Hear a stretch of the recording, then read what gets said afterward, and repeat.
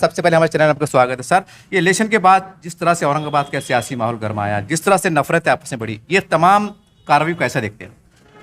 देखिए, इलेक्शन में नफरतें बढ़ते रहती है। इलेक्शन लड़ने का हक और अधिकार भारत रत्न डॉक्टर बाबा साहब अम्बेडकर ने सबको दिया है। अब चंद लोग हैं जो झूठे मक्कार गद्दार, वो खुद रह के वो जो इलेक्शन लड़े उनको झूठे मक्कार गद्दार बोले, इब्लीस की औलाद बोल रहे। तो मेरी नज़र में गिरावा खासदार, गिरावा आमदार ये इब्लीस है, ये गद्दार है कौम का, असद अवैसी गद्दार है कौम का, मिल्लत का। आपने देखा होगा कि आज महाराष्ट्र के अंदर जो सीएम रह चुके वो गिर चुके, जो 10 बार से चुन के आ रहे हैं, 8 बार से जो चुन के आ रहे हैं, अशोक थोराट साहब, वो गिर गए। अब हार जीत तो लगी हुई है इलेक्शन के अंदर, कौन हारेगा कौन जीतेगा इसका फैसला ना आप कर सकते हैं ना मैं कर सकता हूँ, और जीत और हार अल्लाह के हाथ में है। लेकिन ये जिस टाइप से लोगों को बोल रहे कि इसने नहीं लड़ना उसने नहीं लड़ना, तो लड़ने का हक और अधिकार क्या इनको ही है क्या? सिर्फ आपके माध्यम से मैं ये बता दूं कि अगर ये लड़े तो सब सही है, ये नहीं लड़े तो सब गलत है। अरे भाई, डॉक्टर ने लड़ा, कोई गलत थोड़ी किया, मैंने लड़ा, कोई गलत थोड़ी किया। मैंने भी अपना जीतने के लिए लड़ा। मैं तो चिल्ला चिल्ला के कौम और मिल्लत को हर स्टेज से बोल रहा था कि भाई एक जगह आ जाओ, मेरे को वोट करो, मेरे को मतदान करो। कौम और मिल्लत का मैं भी बेटा हूँ। कौम और मिल्लत का उन्होंने ठेका लेके नहीं रखा। हाँ, उन्होंने कौम और मिल्लत का ठेका ये लिया कि पूरे देश में जाके 100 सीट लड़ाना, 50 सीट लड़ाना, 44 सीट लड़ाना, 40 सीट लड़ाना, 60 सीट लड़ाना। हैदराबाद में जो 4 मुस्लिम खड़े थे, अजहरुद्दीन, शब्बीर अली और 2 मुस्लिम हमारे भाई खड़े थे, उनको उन्होंने गिरा दिया चारों मुस्लिम कैंडिडेट देके। तो वो मुनाफिक, वो इब्लीस की औलाद, वो गद्दार, वो मीर सादिक मीर जाफर नहीं हुए क्या? चारों मुस्लिम को गिरा दिया। और जो राजा सिंह गोशा महल से जो खड़ा था, जबकि उनका हेडक्वार्टर दारुसलाम उसमें आता है, तो उन्होंने वहां पर कैंडिडेट नहीं दिया। तो आप देखो ना, इब्लिस ये लोग हैं, गद्दार ये लोग हैं, कौम और मिल्लत के नुकसान पहुंचाने का काम पूरे हिंदुस्तान में ये कर रहे हैं। और मेरी नज़र में ये कौम के गद्दार है, ये कौम और मिल्लत के। आपने देखा होगा यूपी में 100 सीट लड़ाने के बाद में योगी चुनकर आए, वहाँ पर अतीक अहमद को मारा गया, अशरफ अहमद को मारा गया, उनके लड़के को मारा गया, मुख्तार अंसारी को मारा गया। दूसरी बात मैं आपको बता दूं कि दिग्गज नेता जो पूरे हिंदुस्तान में जो बात करता था, बोलता था लोकसभा में, आपने देखा होगा मोदी और अमित शाह के खिलाफ उसने बोला, योगी के खिलाफ उसने बोला, तो उसकी दिशा और दशा इतनी पूरी फैमिली को अंदर डालने का काम कर दी। तो किसकी वजह से हुआ? यही मीर सादिक और मीर जाफर की वजह से हुआ ना, 100 सीट उन्होंने लड़ाए। ऐसा मैं आपके माध्यम से कहना चाहता हूँ। सर, औरंगाबाद में जब तक राजेंद्र बाबू दर्डा जी, जब उन्हें भी चुनाव लड़े हैं, उस चुनाव के अंदर भी हार जीत होती थी, मगर उसके बाद उससे पहले कभी गाली गलौज नहीं हुई, कभी नफरत का बाजार। ऐसा क्या वजह, आप क्या उसकी वजह मानते हैं कि ऐसी कौन सी वाकयात हुए, कौन सी घटना उसके बाद से माहौल खराब हो? देखो, माहौल खराब करने में तो ये इमाम के लोग हैं, लोगों को बुरा भरा बोलने के लिए, लोगों की गाड़ियां फोड़ने के लिए। इससे पहले भी आपने देखा होगा दर्डा साहब की गाड़ी पे चढ़ गए थे, MM शेख साहब की गाड़ी फोड़े थे, कदीर मौलाना के वहाँ फतराव करे थे, तो इन और इलियास किरमानी के पास में किया था। तो ये गिर गए तो गलत हुआ, ये चुन के आ गए तो बहुत अच्छा हुआ। और ये कभी भी चुन के आने के लिए इन्होंने इलेक्शन लड़ा ही नहीं। इन्होंने बीजेपी से बड़ी बड़ी सुपारी लेके सिर्फ गिराने का काम किया, और ये गिराने का ही काम करते। अगर ये चुन के आ गए तो बहुत अच्छी बात है, गिर गए तो इन्होंने गिराया, उन्होंने गिराया, इनके ऊपर खापड़ फोड़, उनके ऊपर खापड़ फोड़, ये इनका फितरत में है। और जो पैटर्न ये हैदराबाद में चलाते हैं, गुंडागर्दी, दादागिरी, लोगों को अंदर करना, लोगों पे झूठे केस डालना, लोगों को 8-8, 10-10 महीने अंदर करा देना, ये हैदराबाद में चलता है पैटर्न। ये शहर औरंगाबाद है, ये संत सूफियों का शहर है, और यहाँ कोई किसी से डरता नहीं। हैदराबाद में इन्होंने सीएम को हाथ में रख के बहुत डराया, बहुत लोगों को धमकाया, बहुत लोगों को अंदर करा। आपने देखा होगा फिरोज खान, अमजदुल्ला खान, दोनों को 4-4 घंटे पुलिस स्टेशन में बिठा दिया, और एक सीट आई 850 से और एक सीट आई 2000 से। अगर उनको पुलिस स्टेशन में बिठाते नहीं थे जाके 4-4 घंटे, तो वो भी दोनों चुनकर आते थे। तो इनकी दादागिरी हैदराबाद में बहुत चलती है, और वैसी ही दादागिरी ये औरंगाबाद में चलाने को देख रहे थे। लेकिन यहाँ तो सब दिग्गज है, और अफसर खान 29 साल से राजनीति कर रहा है। अफसर खान किसी के बाप से डरता नहीं, चाहे एमआईएम हो, चाहे बीजेपी हो, चाहे शिवसेना हो, चाहे राष्ट्रवादी हो, चाहे कांग्रेस हो, चाहे शिंदे सेना हो। अफसर खान सिर्फ डरता है अल्लाह ताला से, और अफसर खान सच्चाई की जंग लड़ता है और सच्चाई की लड़ाई लड़ता है। और अफसर खान 5 बार नगर सेवक रह चुका है, 3 बार विरोधी पक्ष नेता रह चुका है। तो मुझे इनके अच्छा और बुरा बोलने से क्या होने वाला। इनके कुछ चंद भक्त है जो कमेंट गलत डालते, जो फेसबुक पे आके गलत बोलते। अगर दम है, तुम अगर अपने बाप की औलाद रहे तो सामने आके बोलेंगे। बाजू वाले की सब ये औलाद है, बाजू वालों ने इनको पैदा करे, इसलिए फेसबुक पे आके बोलते हैं, कमेंट डालते हैं झूठे नंबरों से। तो ये बाजू वालों की औलाद है, ये इनके अपने बाप की औलाद है ही नहीं। अगर अपने बाप की औलाद है तो मेरा चैलेंज है सबको, सामने आके बोले, दूध का दूध और पानी का पानी हो जाएगा। सर, जब इलेक्शन मूवमेंट चल रहा था तो उसमें आप भी शामिल हैं, डॉक्टर साहब भी शामिल हैं और कई उम्मीदवार शामिल है। ऐसे आरोप लगे कि भाई बीजेपी वाले इनकी गाड़ी में पेट्रोल डाले हैं, इनके पास से पैसा रहे। बहुत खुला खुला आरोप चला है, आज भी फेसबुक व्हाट्सएप पे मौजूद है। अरे बीजेपी के पैसे तो पूरे गिरे हुए खासदार आमदार को आ रहे, असद अवैसी को आ रहे। पत्रे के घर में रहने वाला 50,000 करोड़ की प्रॉपर्टी असद अवैसी का आई कहाँ से। और ये 6,000 की नौकरी करने वाला गिरा हुआ खासदार, इसके पास लंदन में, दुबई में, बॉम्बे में, पूना में, नासिक में प्रॉपर्टी आई कहाँ से। बीजेपी से 100 करोड़, 200 करोड़, 500 करोड़, 1000 करोड़ लेते और पूरे देश में लोगों को गिराने का काम करे। बीजेपी इनके घरदार भी चलाती। ये तो पेट्रोल की बात कर रहे हैं, इनके जो आज घरदार चल रहे हैं वो भी बीजेपी के पैसों पे चल रहे हैं। चाहे असद अवैसी हो, चाहे गिरा हुआ शक्ति कपूर हो, इनके भी घरदार पूरे बीजेपी के पैसों पे चल रहे हैं। और हमारी गाड़ियों में क्या पेट्रोल डालेंगे। अल्लाह हमको बहुत दिया, अल्लाह हमको बहुत देता है। हमने तो ना कभी सेना से साठगांठ किया, ना बीजेपी से साठगांठ किया, ना किसी और पार्टी से साठगांठ करते। ये तो हिंदुस्तान के अंदर हर जगह जाकर बीजेपी से मांडोली करके, आज देख लो ना 2014 से लेके आज तक, ये जब से हैदराबाद छोड़ के निकले, इनके घरदार उस पर चल रहे हैं, इनकी खानदान उस पर पल रही है। बीजेपी के पेट्रोल पे गाड़ियां चल रही है, बीजेपी के पैसों पे इनका खाना पीना चल रहा है, बीजेपी के पैसों पे इनकी ऐश चल रही है। बीजेपी इनको पैसे देती है, दूसरों को कहीं को देंगे बीजेपी पैसे।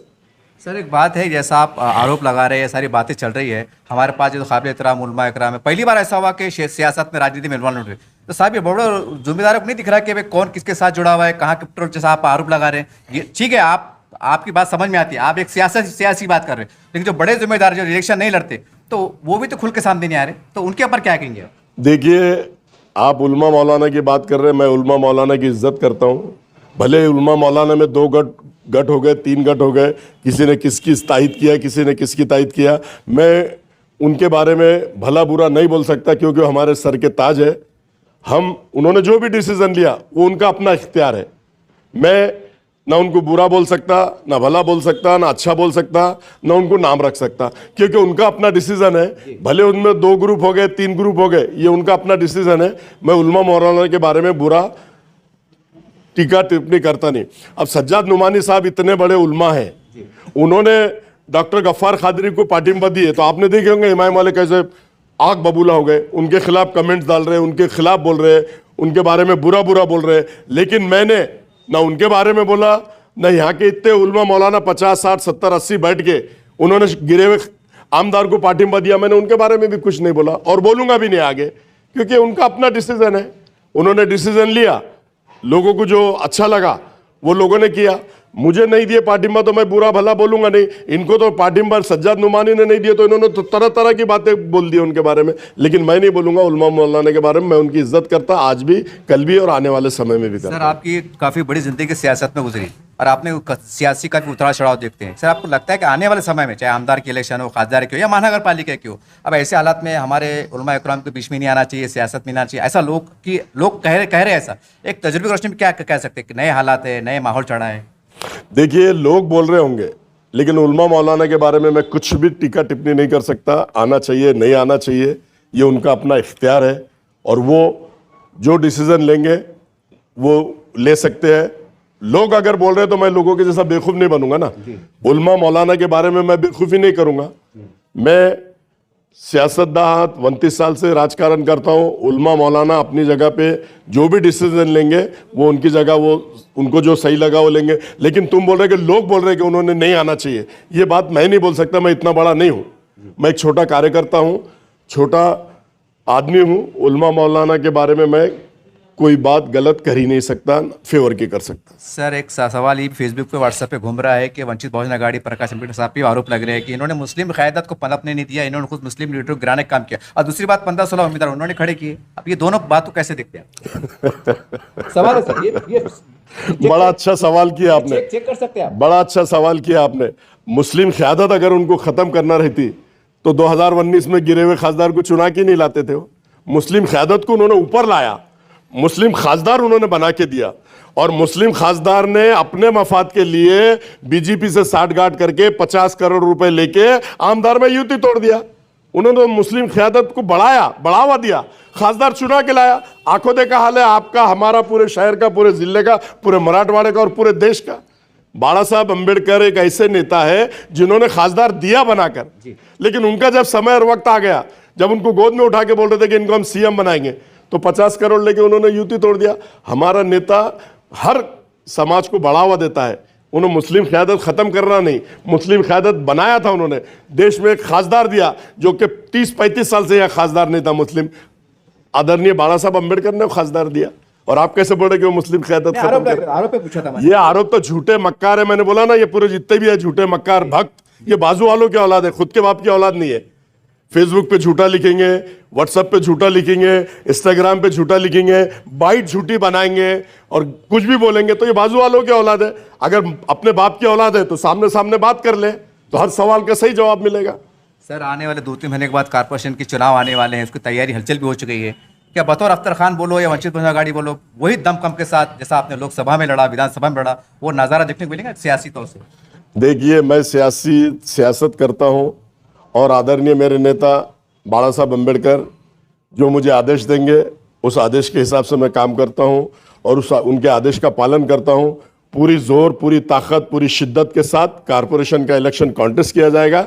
मेरे नेता के आदेश का इंतजार है। खासदार में भी उन्होंने आदेश दिया, मैंने खासदार की लड़ी। आमदार में उन्होंने आदेश दिया, मैंने आमदार लड़ा। अब कारपोरेशन में वो जो आदेश देंगे उस आदेश का पालन किया जाएगा और पूरी शिद्दत और ताकत के साथ कारपोरेशन के इलेक्शन लड़ेंगे और लड़ाएंगे। सर आज शहर में इस बात की चर्चा है कि आपके फर्जंद अशरफ खान साहब, उनको आप चुनाव मैदान में उतारने वाले हैं। ये खाली बयान है कि बाकी उतारने वाले? नहीं, 101% उतारूंगा ना। मछली के बच्चे को तैरना नहीं सिखाना पड़ता। वो अफसर खान का बेटा है, उसको सब दाव पे जाते हैं। वो राजकारण में उतरेगा तो पूरा शिद्दत और ताकत के साथ, जैसा अफसर खान उतरा हुआ है वैसा अशरफ खान उतरेगा और लोगों को सुख दुख में काम अभी से करता है वो। तो जब चुनकर आ जाएगा तो अल्लाह के फजलो करम से बड़े पैमाने पे पूरे शहर में काम करेगा और ये मेरी उसको दुआएं हैं। आपको तो यकीन है सर? 101%। अरे सियासतदान का बेटा है वो। आपने काम की बुनियाद पर क्या? मेरा काम है, मेरा काम बोलता है, इसलिए मैं अलग अलग वार्डों से चुन के आता हूँ। मेरा बेटा भी चुन के आएगा, अल्लाह उसको चुना के देगा। जीत हार का फैसला अल्लाह करता है पहले। अल्लाह अगर उसको जिताएगा तो लोगों की खिदमत करेगा और लोगों के सुख दुख में काम आएगा। जैसे अफसर खान काम करता है डंके की चोट पे, जिस पे भी जुल्म अन्याय अत्याचार होता है, वैसा मेरा बेटा अशरफ खान भी करेंगे। मुझे उस पर पूरी उम्मीद है और पूरा भरोसा है। सर ये मेरा आखिरी सवाल है, बड़ा सवाल है, बड़ा अहम सवाल है। कहते हैं कि सियासत में, राजनीति में कुछ भी हो सकता है, उलटफेर हो सकता है। कभी सुना नहीं था कि शिवसेना राष्ट्रवादी कांग्रेस एक जगह आएंगे, युति महाविकास अघाड़ी बनेंगे। क्या औरंगाबाद की सियासत वो नज़ारा मंजर देखेंगी कि तमाम मुस्लिम कायदीन अपने इख्तलाफ भुला के एक प्लेटफॉर्म पे आ सकते हैं, कौम के लिए, एक इत्तेहाद के लिए, एक विकास के लिए? क्योंकि राजनीति में कुछ भी हो सकता है। क्या आपको लगता है कि ऐसा हो सकता है? देखो, कौम और मिल्लत के और मुसलमानों के काम में 25 साल से कर रहा हूं। अगर इत्तेहाद मेरे साथ अगर किसी को करना है तो मोस्ट वेलकम, मैं तैयार हूं। पुरानी बातें भूल सब मैं, मेरे साथ आना चाहिए। मैं सीनियर कारपोरेशन में मैं 29 साल से हूं और मेरे साथ अगर कोई आना चाहता है तो वेलकम है। मैं किसी को डिनाई नहीं करूंगा। अफसर खान किसी के पास जाए ये हो नहीं सकता। अगर कुछ बड़ों ने अगर बड़े जिम्मेदारी से, उलमा इकराम से पहले वाक़या हुआ सर, मुझे वाला खास आपका केस हुआ, देखो उलमा इकराम ने जमील खान उनको मिला दिए। क्या अगर बड़े लोग पहल कर रहे थे, क्या मुमकिन है कि औरंगाबाद में दोस्ती की फिजा कायम होगी? देखो, उलमा इकराम का मैं बहुत एहतराम करता हूँ, उलमा इकराम को मैं बहुत इज्जत देता हूँ, लेकिन जिस टाइप से आप बात कर रहे हैं वो बात खताई कभी हो नहीं सकती, और वो दो धाराएं दो तरफ चलती है तो एक जगह आ नहीं सकती। वो अपनी राजनीति करे, मैं अपनी राजनीति करूंगा। मैं किसी को खुद होके छेड़ता नहीं, और मुझे जो छेड़े वो सुरमा रहो। अफसर खान किसी को छोड़ता नहीं, ना अफसर खान मरने को डरता, ना मारने को डरता, ना अफसर खान अंदर जाने को डरता, ना बाहर आने को डरता। अफसर खान सच्चाई की लड़ाई लड़ता है, कौम और मिल्लत के लिए लड़ता है, और कौम और मिल्लत के लिए अफसर खान लड़ते लड़ते मर भी गया तो अफसर खान को कोई परवाह नहीं है। लेकिन समाज के लिए या सियासी तौर पे आपके लिए मतलब आपने दोस्ती का दरवाजा खुला रखा है। मेरे पास कोई भी आ सकता है, मेरे दरवाजा ऑफिस का खुला है, बेगमपुरे का ऑफिस का खुला है, मिल कॉर्नर के ऑफिस का खुला है, मेरे घर का दरवाजा खुला है। वेलकम, कोई भी आ सकता है। आखिरी में जाते हैं सर, ये कि फेसबुक पे व्हाट्सएप पे जब जो बातें चढ़ी नफरत अंगेज, नौजवानों को कोई दर्दनाक अपील आपकी तरफ? देखो, नौजवान साथियों का इसमें कोई लेना देना नहीं है। मैंने इससे पहले भी सीपी ऑफिस में जाकर निवेदन देके आने के बाद में मैंने बोला, जितने भी नौजवान साथी कौम और मिल्लत के मेरे छोटे भाई है, जो बड़े हैं वो मेरे बुजुर्ग हैं, जो मेरी माँ बहनें हैं वो मेरी माँ बहनें, उनसे हमारा कोई एक पैसे का ना झगड़ा था, ना नफरत है, ना कभी रहेंगी। सिर्फ इमाम के चंद भक्त जो है, जो इमाम के करीबी है, वो लोग नफरत फैलाते हैं। वो लोग मीर सादिक मीर जाफर बोलते हैं, वो लोग गद्दार बोलते हैं, वो लोग इब्लिस बोलते हैं। तो मेरी नजर में इब्लिस भी वो है, मीर सादिक मीर जाफर भी वो है, और गद्दार भी वो है, क्योंकि पूरे देश में मुसलमानों को नुकसान पहुंचाने का काम ये इमाम पार्टी आई जब से हो रहा है। आज तक आपने देखा क्या हिंदुस्तान में कभी ऐसा हुआ? नहीं हुआ। जो नहीं हो रहा सिर्फ इनके वजह से हो रहा, और ये करवा रहे बीजेपी से मिलके, इनकी साठगांठ है, ऐसा मैं कहता हूं आपके माध्यम से। सर एक सवाल आ गया, क्योंकि आप जो है तो बुजुर्गान औलिया के बहुत बड़े मोतक़द माने जाते हैं, और ख्वाजा अजमेरी रहमतुल्लाह का मामला सामने आया, संभल का वाक़या है। अजमेरी रहमतुल्लाह के बारे में क्या कहेंगे, जो दरगाह पे सवाल? देखो, ख्वाजा अजमेरी रहमतुल्लाह अलैह 800 साल से वहाँ पे दरगाह है जी, और उन्होंने हिंदुस्तान में कहीं बादशाहों की बादशाह देखी, उनकी मज़ार तक कोई पहुँच नहीं सकता जी। उन्होंने, आपने देखा कि वहाँ राजा मानसिंह था, उसकी ऐसे उन्होंने बताया कि उसके ऊंट जगह से नहीं उठ रहे थे। उन्होंने जो वहाँ पर जो आना सागर है, उसको कासा जो इतना सा रहता उसमें ला लिया। वो अल्लाह के वली है, अल्लाह के वली को कोई चैलेंज नहीं है। और ये सिर्फ बीजेपी आज मशीनों का घपला जो चल रहा है उसका माइंड डाइवर्ट करने के लिए ख्वाजा अजमेरी निकाले, सिंबल निकाले, ये सब लोगों का माइंड डाइवर्ट करने के लिए मीडिया पे सब ये चल रहा। इसके लिए ना ख्वाजा अजमेरी की दरगाह को धक्का लग सकता, ना जामा मस्जिद सिंबल की धक्का लग सकता, ऐसा मैं आपके माध्यम से स्पष्ट कहता हूं।